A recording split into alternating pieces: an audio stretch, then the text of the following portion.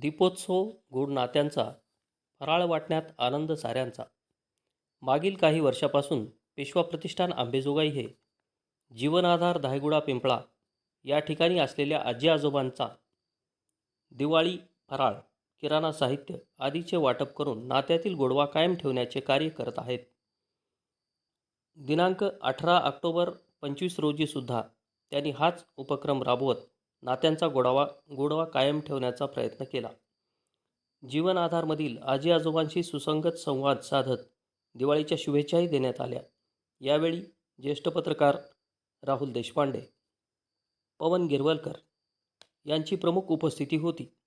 याशिवाय पेशवा प्रतिष्ठानचे श्रीकांत जोशी, डॉक्टर संकेत तोरंबेकर, अक्षय देशमुख, केदार दामोशन, गौरव कुलकर्णी, गोविंद जोशी, अनिता आवटी, ममता दीक्षित, प्रणिता पोखरीकर, रोहिणी जड, राजेश्री देशमुख, मनीषा उपळाईकर, ललिता पाटील, वैभवी देशपांडे यांची उपस्थिती आणि सहकार्य लाभले.